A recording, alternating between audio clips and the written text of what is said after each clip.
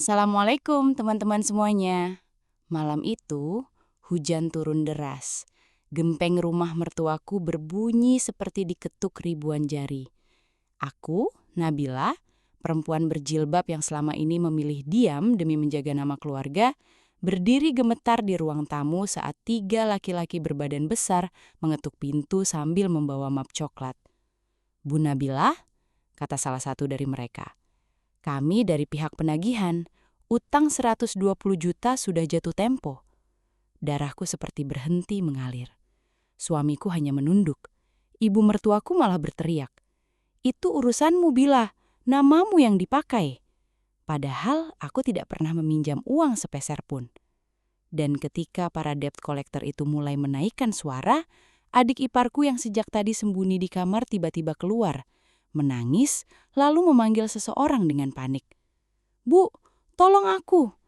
Ternyata, sebelum kita mulai cerita ini, tuliskan dulu di kolom komentar dari kota mana kalian menonton cerita ini.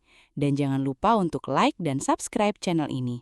Yang sudah subscribe, like dan komen, semoga dimudahkan segala urusannya, dilapangkan rizkinya, disehatkan badannya, dan dikabulkan semua hajat dunia akhirat oleh Allah.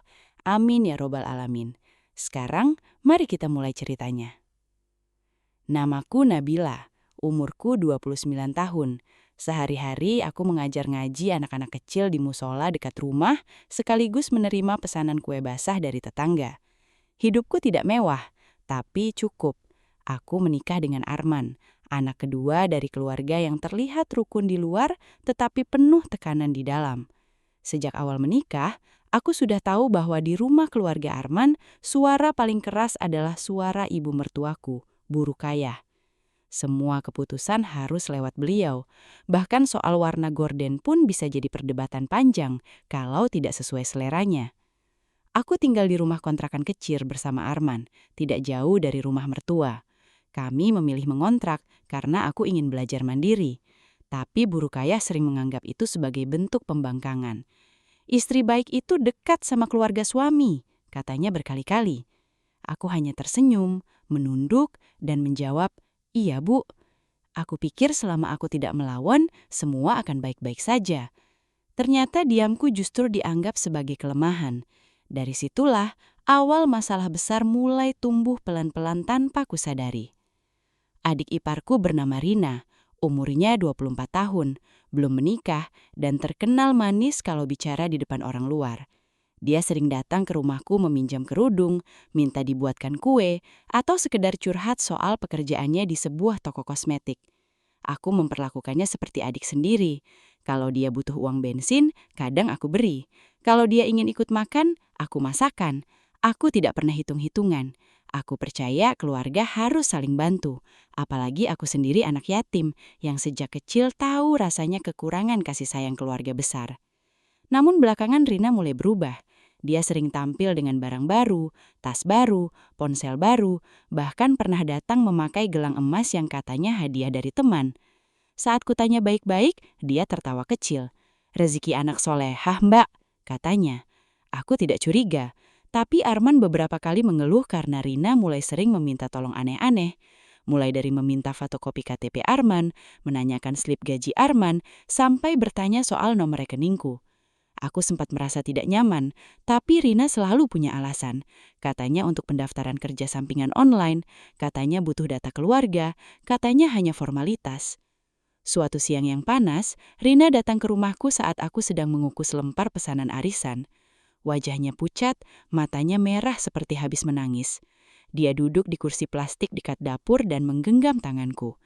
"Mbak Bila, aku pinjam KTP Mbak sebentar ya," katanya. Aku langsung berhenti mengaduk santan. "Buat apa, Rin?" tanyaku. Dia jawab cepat. "Buat verifikasi akun jualan. Nama aku pernah gagal daftar, jadi pakai nama keluarga dulu. Nanti nggak ada apa-apa, cuma foto sebentar." Aku ragu, tapi dia menangis makin keras, seolah hidupnya bergantung pada KTP itu. Aku menolak halus. "Maaf, Rin, data diri itu bukan main-main." Wajah Rina berubah, dari menangis menjadi kaku. Dia berdiri, menyambar tasnya, lalu berkata lirih tapi menusuk. "Pantas ibu bilang bahwa itu pelit, sama keluarga sendiri curiga." Kalimat itu membuat dadaku sesak. Setelah dia pergi, aku menelpon Arman dan menceritakan semuanya. Arman hanya menghela nafas. Nanti aku bicara sama Rina. Tapi seperti biasa, pembicaraan itu tidak pernah benar-benar terjadi. Di keluarga itu, masalah sering ditutup dengan kalimat, "Sudahlah, jangan dibesar-besarkan." 2 minggu setelah kejadian itu, Bu Rukayah menelponku pagi-pagi. Suaranya tajam. "Bila, nanti sore ke rumah, ada yang mau Ibu bicarakan." Aku bertanya soal apa, tapi beliau langsung menutup telepon. Sepanjang hari tanganku gemetar saat menggulung dadar gulung pesanan arisan. Ada firasat tidak enak. Sore itu langit mendung, angin membawa bau tanah basah. Aku dan Arman datang ke rumah mertua. Di ruang tengah, Bu Rukayah duduk bersama Rina dan Pak Hasan, ayah mertuaku yang pendiam. Wajah mereka tegang. Di meja ada envelope putih dan beberapa lembar kertas. Belum sempat aku duduk, Bu Rukayah sudah berkata, "Kamu tega sekali, Bila." Aku bingung. "Tega apa, Bu?"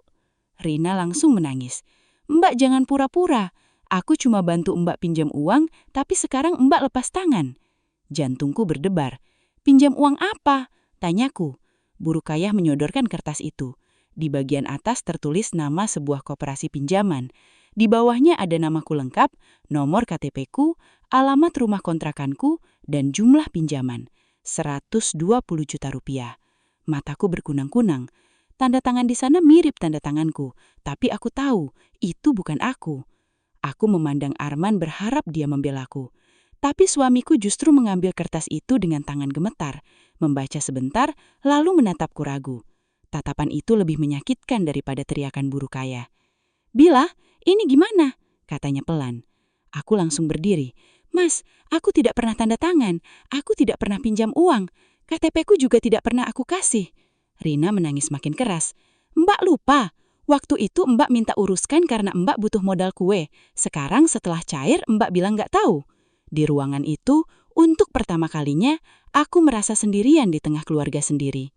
Malam itu aku pulang dengan kepala seperti dipukul berkali-kali. Hujan turun deras, jalanan kampung becek, dan lampu motor memantul di genangan air. Aku duduk di belakang Arman tanpa bicara.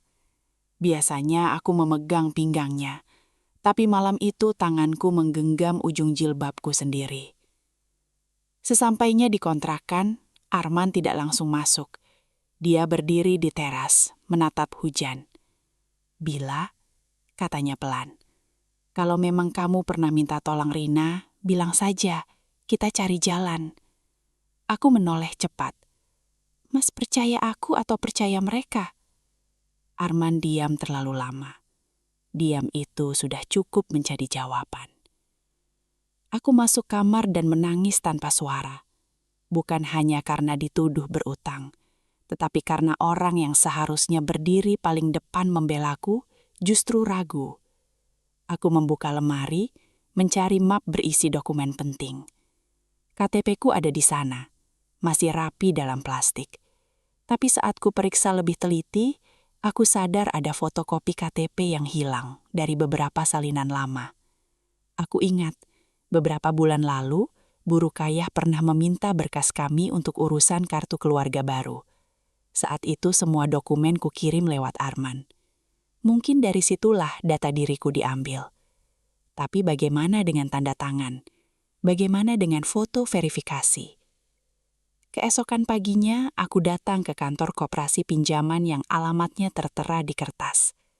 Tempatnya berada di ruko pinggir jalan besar. Cat dindingnya kusam, dan di depan pintu ada spanduk besar bertuliskan, "Pinjaman cepat tanpa ribat." Aku masuk dengan tangan dingin. Seorang petugas perempuan menatapku dari balik meja. "Saya Nabila, nama saya dipakai untuk pinjaman, tapi saya tidak pernah mengajukan," kataku. Petugas itu membuka komputer, mengetik beberapa kali, lalu menatapku tajam. Di sistem pengajuan atas nama ibu lengkap, ada KTP, tanda tangan, foto, dan nomor rekening pencairan. Aku meminta melihat berkasnya. Awalnya mereka menolak, tetapi setelah aku berkesiras, petugas menunjukkan salinan digital. Saat foto verifikasi muncul di layar, napasku tertahan. Itu memang wajahku, Tetapi bukan foto baru. Itu foto yang pernah kupakai untuk pendaftaran pengajian ibu-ibu online setahun lalu, dengan jilbab biru muda dan latar tembok Burukayah.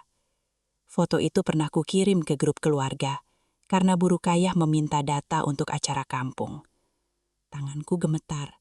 Ini foto lama. Saya tidak pernah datang ke sini, kataku.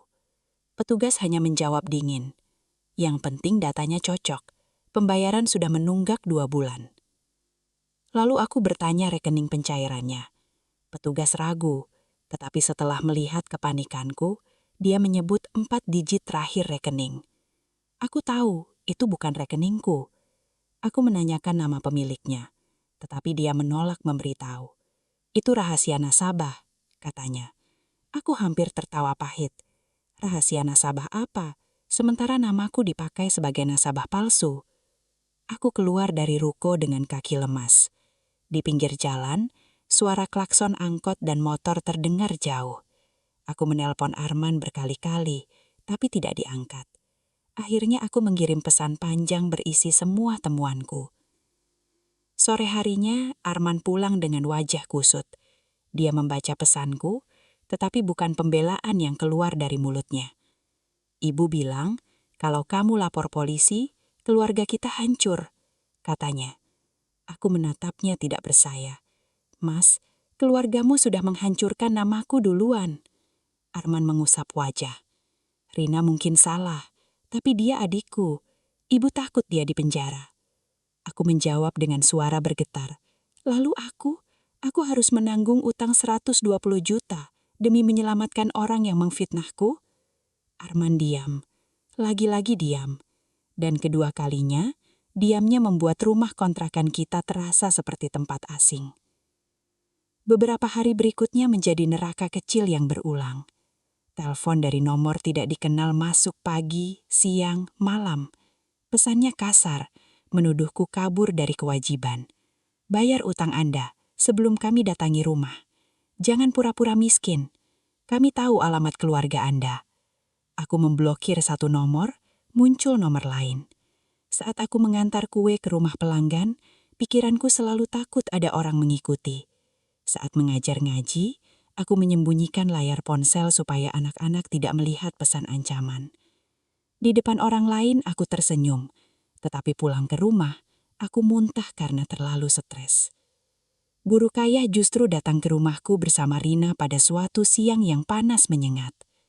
Aku sedang menjemur pakaian ketika mereka masuk tanpa salam panjang.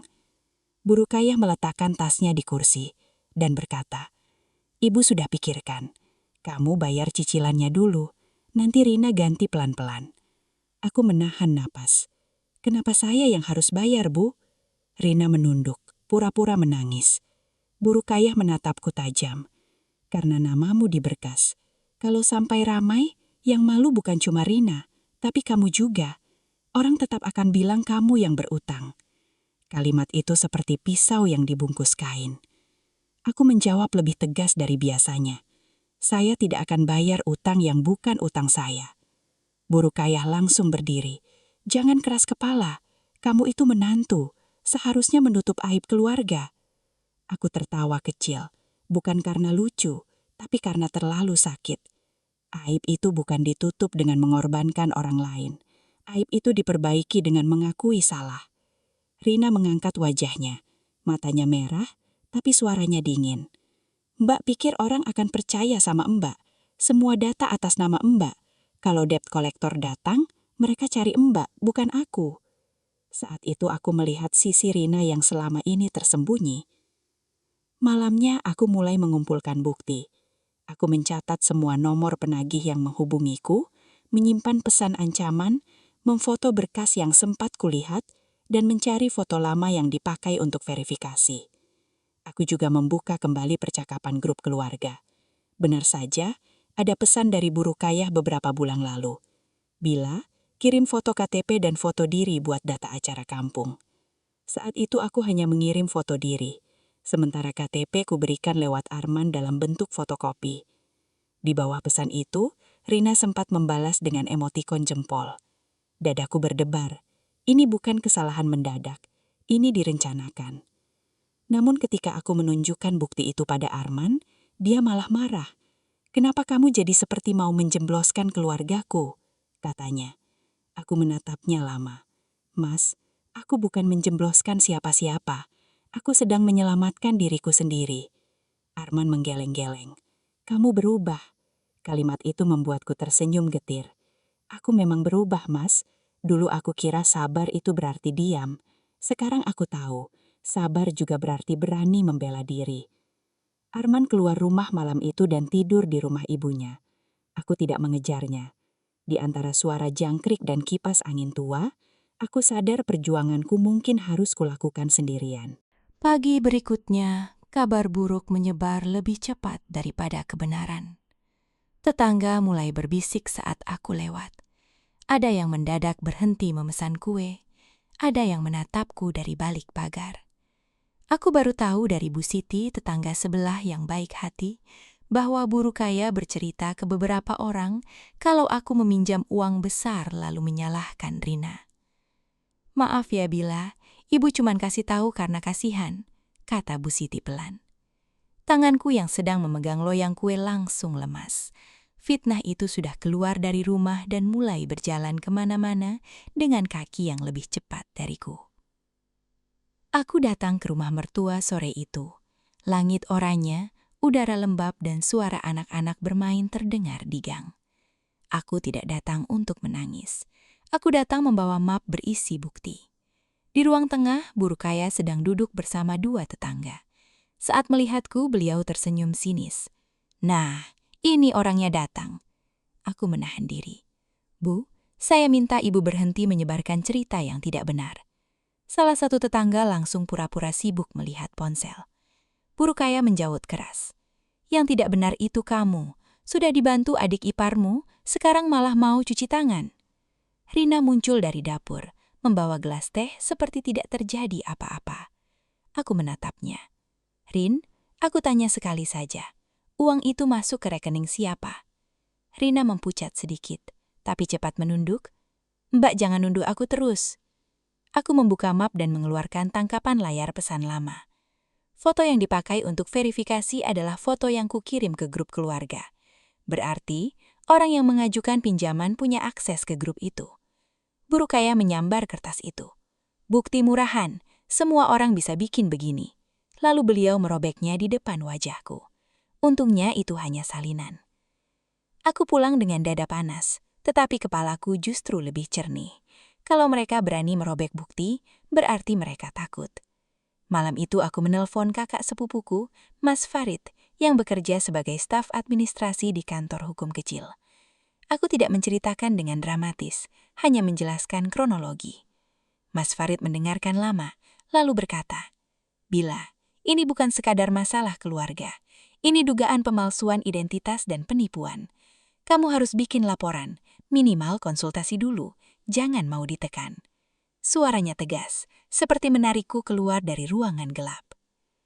Keesokan harinya, Mas Farid menemaniku ke kantor koperasi. Kali ini sikap petugas berubah karena Mas Farid bicara rapi dan meminta dasar hukum penagihan. Kami meminta salinan perjanjian, rekaman kunjungan, dan bukti pencairan. Awalnya pihak koperasi berkelit, tetapi setelah Mas Farid menyebut akan membawa kasus ini ke kepolisian dan OJK, kepala cabang akhirnya keluar. Pria itu berkemeja putih, wajahnya lelah. Dia berkata, "Kami akan cek internal." Mas Farid menjawab, "Cek boleh, tapi penagihan ke klien saya harus dihentikan sementara karena ada indikasi identitas dipakai tanpa izin." Dari sana muncul fakta pertama yang membuatku merinding.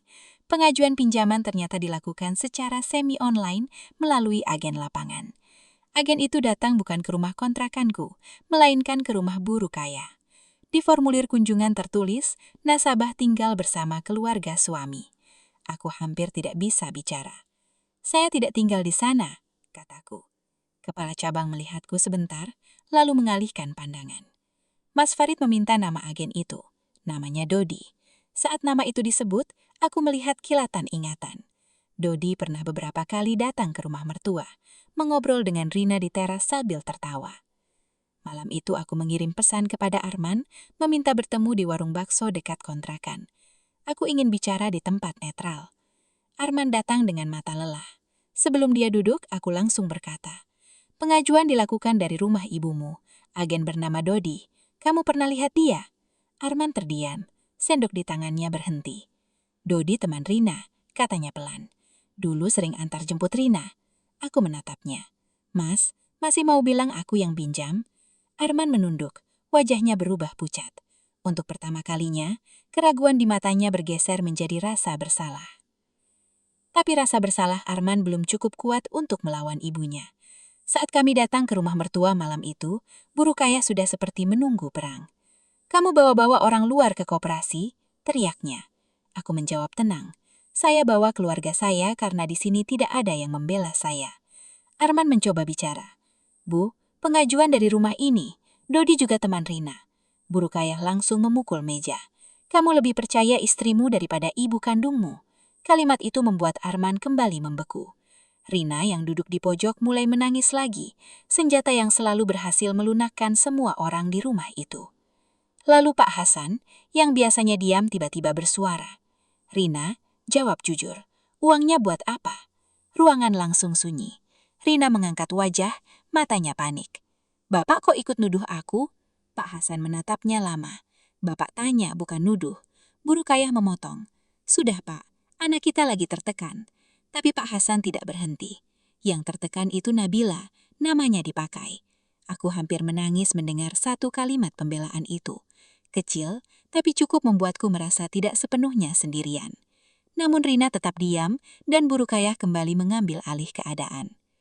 2 hari kemudian ancaman penagihan makin nyata.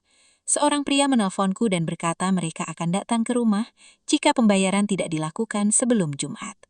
Aku menghubungi koperasi, tetapi mereka bilang proses investigasi belum selesai. Jumat siang, udara panas sampai dinding kontrakan terasa menyimpan api. Aku sedang melipat mukena ketika 2 motor berhenti di depan rumah. 3 laki-laki turun, salah satunya membawa map coklat. Mereka mengetuk pintu keras. "Bu Nabila, keluar, kita selesaikan baik-baik." Kata baik-baik itu terdengar seperti ancaman ketika diucapkan dengan nada menekan. Aku membuka pintu sedikit, merekam diam-diam dari ponsel yang kuselipkan di rak sepatu.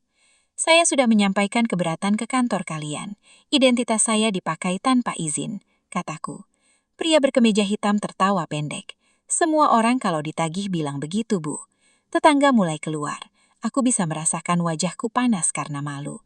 Tapi sebelum suasana makin ramai, sebuah mobil berhenti. Mas Farid turun bersama Pak Hasan. Pak Hasan berjalan cepat dan berkata, "Jangan tekan menantu saya. Masalah ini sedang diperiksa." Pria itu menoleh sinis. "Bapak siapa?" Pak Hasan menjawab tegas. "Saya saksi bahwa dia tidak tinggal di alamat pengajuan." Kedatangan Pak Hasan mengubah suasana. Para penagih yang awalnya keras mulai menurunkan suara. Apalagi ketika Mas Farid menyebut nama kepala cabang dan menunjukkan bukti surat keberatan. Tetangga yang tadi menonton mulai berbisik dengan nada berbeda. Aku masih gemetar, tetapi kali ini bukan karena takut saja. Ada rasa lega yang pelan-pelan masuk. Pria berkemeja hitam akhirnya berkata, "Kami cuma menjalankan tugas." Mas Farid menjawab, "Menjalankan tugas bukan berarti boleh mempermalukan orang yang sedang mengajukan sengketa." Mereka pergi setelah mencatat sesuatu, meninggalkan bekas ban motor di jalan tanah depan rumahku. Pak Hasan duduk di teras kontrakanku lama sekali. Wajahnya tampak tua, lebih tua dari biasanya. "Maafkan Bapak, Bila," katanya lirih. Aku menunduk. "Bapak tidak salah." Beliau menggeleng. "Salah, karena terlalu lama diam. Di rumah itu, Bapak sering memilih diam supaya tidak ribut. Tapi diam Bapak membuat orang yang benar jadi sendirian." Kalimat itu masuk jauh ke hatiku. Aku tidak menjawab. Kadang permintaan maaf yang tulus tidak butuh sambutan panjang. Cukup diterima dengan air mata yang akhirnya jatuh setelah terlalu lama ditahan. Malam itu Pak Hasan menceritakan sesuatu yang belum pernah ku ketahui. Ternyata Rina beberapa kali punya utang kecil ke teman-temannya. Awalnya ratusan ribu, lalu jutaan. Bu Rukayah selalu menutupinya dengan alasan menjaga nama keluarga. Arman pernah ingin menegur, tetapi Bu Rukayah melarang. Anak perempuan jangan dibuat malu, katanya. Dari utang kecil itulah Rina belajar bahwa setiap kesalahannya akan selalu ada yang menambal. Sampai akhirnya dia berani memakai namaku. Aku mendengar semua itu dengan perasaan campur aduk. Marah, sedih, tetapi juga heran kenapa keluarga sering menyebut cinta, padahal yang dilakukan adalah membiarkan seseorang terus merusak hidupnya. Besoknya kami mendapat kabar dari kepala cabang. Agen bernama Dodi tidak masuk kerja dan ponselnya tidak aktif. Ini semakin mencurigakan. Mas Farid menyarankan agar kami membuat laporan resmi. Aku setuju. Arman akhirnya ikut, meski wajahnya tampak berat. Di kantor polisi aku menceritakan semuanya dari awal. Permintaan KTP, foto lama, pengajuan dari rumah mertua, rekening pencairan yang bukan milikku, ancaman penagihan hingga fitnah yang disebarkan. Saat petugas bertanya apakah aku siap jika kasus ini menyeret keluarga suami, aku menarik napas panjang. Saya siap, Pak. Saya hanya ingin nama saya bersih. Setelah laporan dibuat, suasana keluarga Arman meledak. Bu Rukayah menelponku berkali-kali. Saat ku angkat, beliau langsung menangis dan marah bersamaan. Kamu puas sekarang? Kamu mau adik iparmu di penjara? Aku menjawab pelan. Saya mau kebenaran keluar, Bu. Beliau membentak. Kebenaran macam apa? Ini keluarga. Aku menutup mata. Justru karena keluarga, seharusnya ibu tidak membiarkan saya difitnah. Telepon itu berakhir dengan kutukan dan doa buruk yang membuat tanganku dingin. Tapi anehnya, setelah itu hatiku tidak runtuh seperti biasanya. Mungkin karena aku sudah terlalu sering dihancurkan sampai akhirnya kebal. Beberapa hari kemudian, fakta kedua muncul. Dari hasil penelusuran awal, rekening penerima pencairan ternyata atas nama Rina. Aku mengetahui itu bukan dari pihak koperasi langsung, tetapi dari penyidik yang mengkonfirmasi adanya aliran dana. Uang 120 juta itu tidak turun sekaligus dalam bentuk tunai, melainkan masuk ke rekening Rina, lalu sebagian ditransfer ke beberapa tujuan. Salah satunya ke rekening Dodi. Saat mendengar itu, Arman memegang kepalanya. Ya Allah, Rin, katanya. Aku hanya diam, bukan karena tidak terkejut, tetapi karena sejak awal hatiku sudah tahu siapa yang bermain. Rina akhirnya dipanggil untuk dimintai keterangan. Hari itu mendung, langit seperti menahan hujan.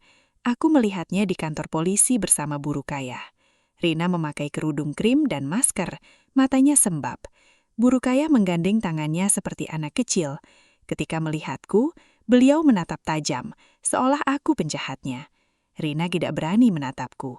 Di ruang tunggu dia sempat berbisik, "Mbak, cabut laporannya. Aku mohon."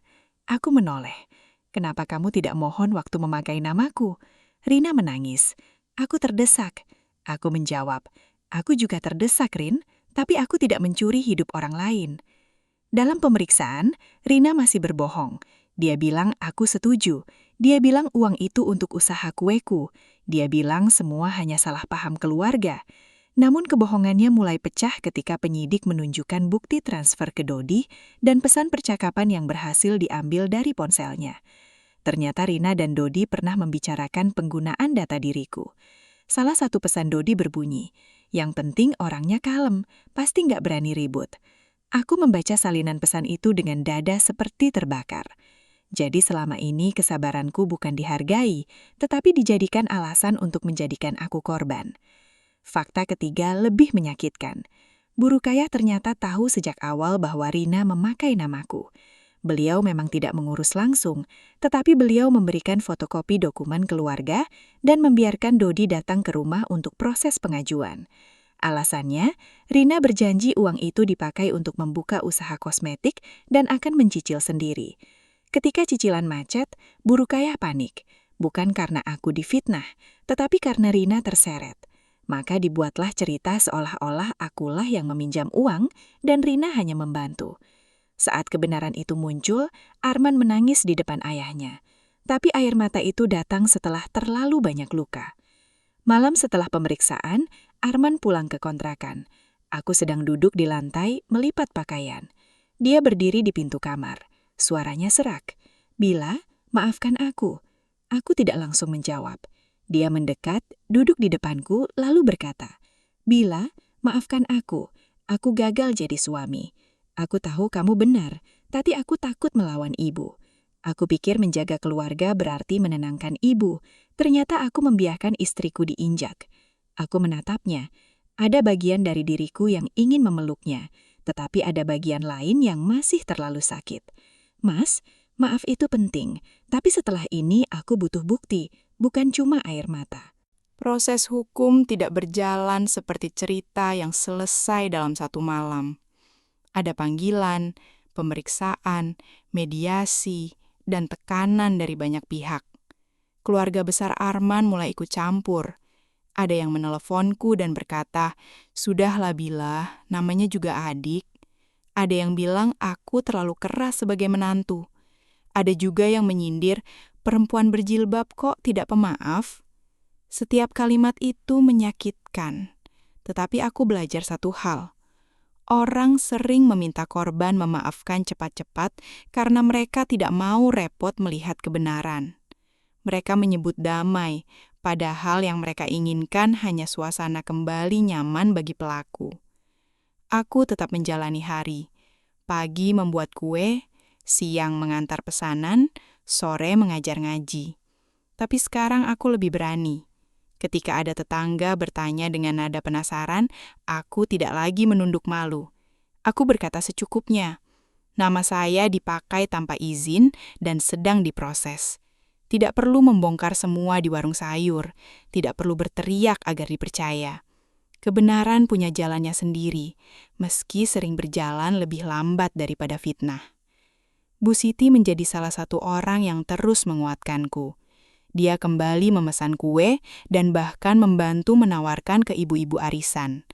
"Rejeki orang dizolimi jangan takut," katanya. 1 bulan kemudian, pihak koperasi mengeluarkan surat bahwa penagihan kepadaku dihentikan sementara dan status pinjaman dalam penyelidikan karena adanya dugaan pemalsuan identitas. Surat itu tidak langsung menghapus semua masalah, tetapi cukup untuk membuatku bernapas lebih lega. Aku memfotokopinya, menyimpan 1 di rumah, 1 di map hukum, dan 1 kuberikan kepada ketua RT agar tidak ada lagi penagih datang mempermalukanku. Ketua RT yang dulu sempat percaya gosip Bu Rukayah akhirnya meminta maaf. "Saya salah dengar cerita sepihak," katanya. Aku menjawab, "Semoga lain kali Bapak tidak cepat menyimpulkan."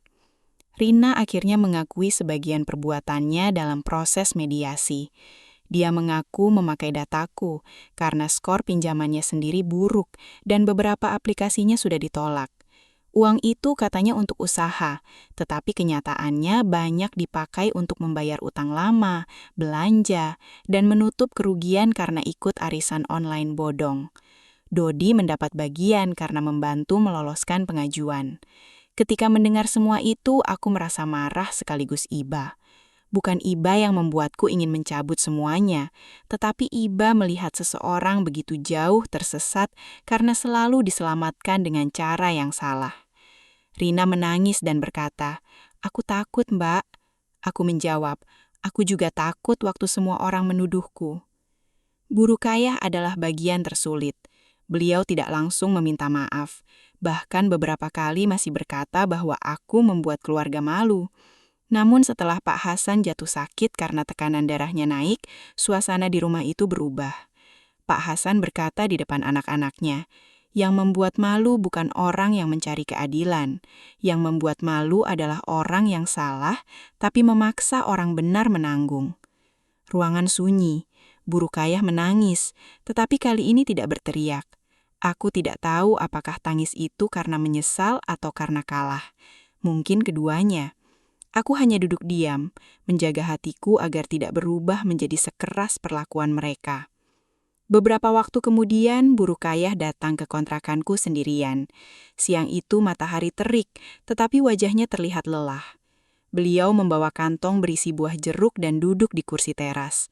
Lama sekali tidak ada kata. Aku membuatkan teh hangat. Setelah beberapa teguk, beliau berkata lirih, "Bila, Ibu salah." Aku menatap gelas di tanganku. Kata-kata itu sederhana, tapi butuh badai besar untuk sampai ke sana. Ibu terlalu membela Rina. Ibu takut anak ibu hancur, tapi ibu malah menghancurkan kamu. Suaranya pecah. Aku tidak langsung memeluknya seperti dalam cerita manis. Luka tidak sembuh hanya karena satu kalimat. Tapi aku menjawab, "Saya dengar, Bu." Arman perlahan berubah. Dia mulai membatasi campur tangan ibunya dalam rumah tangga kami. Ketika Bu Rukayah menelpon terlalu malam untuk mengeluh soal kasus Rina, Arman berkata, "Bu, kita bantu sesuai kemampuan, tapi jangan tekan Bila lagi." Pertama kali mendengar kalimat itu, aku menangis di dapur. Bukan karena semuanya langsung baik, tapi karena akhirnya aku melihat suamiku berdiri di tempat yang seharusnya sejak awal. Kami juga sepakat mengikuti konseling di kantor KUA kecamatan bukan karena rumah tangga kami sempurna, tetapi karena kepercayaan yang retak tidak bisa hanya ditambal dengan janji. Perlu waktu, sikap, dan keberanian setiap hari. Kasus Rina berakhir dengan kesepakatan pengembalian dana dan proses hukum terhadap Dodi yang lebih berat karena melibatkan pekerjaannya sebagai agen. Rina harus menjual beberapa barang, Bu Rukayah dan Pak Hasan membantu sebagian, dan sisa kewajiban diatur dalam perjanjian resmi. Aku tidak lagi menjadi pihak yang dikejar, namaku dibersihkan melalui surat pernyataan dan dokumen dari pihak terkait. Apakah aku puas? Tidak sepenuhnya. Tidak ada kemenangan yang benar-benar manis ketika yang melukai kita adalah keluarga sendiri. Tapi setidaknya aku tidak lagi bangun setiap hari dengan rasa takut ada orang mengetuk pintu dan menyebutku penipu. Yang terberat justru memulihkan diriku sendiri. Setelah semua selesai, aku masih sering kaget kalau ponsel berbunyi dari nomor tak dikenal. Aku masih menahan napas kalau ada motor berhenti di depan rumah. Aku masih teringat tatapan Arman saat pertama kali meragukanku. Tapi pelan-pelan aku belajar bernapas lagi. Aku memperbaiki usahaku, menerima lebih banyak pesanan dan mulai mencatat semua keuangan dengan rapi. Aku juga mengganti beberapa dokumen, mempertegas data pribadi dan tidak lagi mudah menyerahkan salinan apapun, bahkan kepada keluarga. Orang baik tetap harus punya batas, karena batas bukan tanda benci, melainkan cara menjaga amanah diri sendiri. Dari kejadian itu aku memahami sesuatu yang dulu sulit kuterima. Menjadi menantu yang baik bukan berarti harus rela dijadikan kambing hitam. Menjadi istri yang sabar bukan berarti harus diam saat difitnah. Menjadi perempuan berjilbab bukan berarti wajib menelan ketidakadilan demi terlihat lembut. Jilbabku bukan alasan untuk orang lain menekan aku, dan kesabaranku bukan undangan untuk diinjak. Aku memaafkan pelan-pelan, dengan caraku sendiri, tanpa melupakan pelajaran yang Allah tunjukkan lewat kejadian pahit itu. Karena terkadang, Allah membuka kebusukan bukan untuk mempermalukan kita, tetapi untuk menyelamatkan kita dari orang-orang yang selama ini bersembunyi di balik kata keluarga. Sekarang, setiap kali aku duduk di teras sore hari sambil menunggu kue kukus matang, aku melihat hidupku dengan cara berbeda. Rumah kontrakan kecil ini mungkin belum mewah, dindingnya masih sederhana, kipasnya masih berisik. Tapi di sini aku belajar berdiri. Di sini aku pernah menangis sendirian, dan di sini pula aku menemukan keberanian yang tidak pernah kusangka kumiliki. Jika ada yang sedang mengalami fitnah dari orang terdekat, ingatlah, jangan buru-buru menyalahkan diri sendiri hanya karena mereka bicara lebih keras. Simpan bukti, cari bantuan, dan jangan takut membela kebenaran. Karena sekuat apapun kebohongan disusun, pada akhirnya ia tetap takut pada satu hal, fakta yang dibuka pada waktu yang tepat.